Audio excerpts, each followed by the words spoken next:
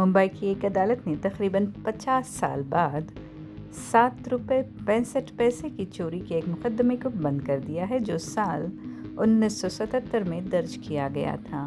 ये मुकदमा 2 नामालूम मुलज़िमान और एक शिकायत करनिंदा से मुताल्लिक़ था, जो दहाइयों की तलाश के बावजूद नाक़ाबिल सुराग़ रहे। ये फ़ैसला माज़गाँव अदालत ने पुराने और इल्तवा में बड़े मुकदमात निपटाने की मुहिम के तहत दिया है।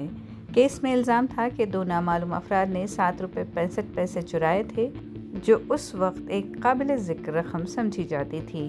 पुलिस की जानिब से नॉन बेलेबल वारंट्स जारी किए गए, लेकिन मुलज़िमान का कोई सुराग नहीं मिल सका। जुडिशल मजिस्ट्रेट फर्स्ट क्लास आरती कुलकर्णी ने 14 जनवरी को फैसला सुनाते हुए कहा कि मामला इंतहाई पुराना हो चुका है और इसे मज़ीद जारी रखना बेमानी है।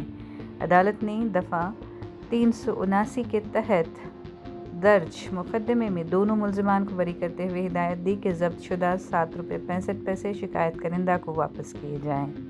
इसी तरह अदालत ने एक 30 साल पुराने पासपोर्ट और फॉरेनर्स एक्ट के केस में भी मुलज़िम को बरी कर दिया, जो 1995 से लापता था।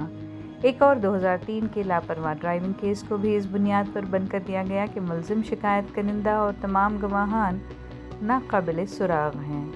अदालत के इन फैसलों को अदालती निज़ाम में ज़ेर इल्तिवा पुराने मुकदमात के बोझ को कम करने की एक अहम कोशिश समझा जा रहा है।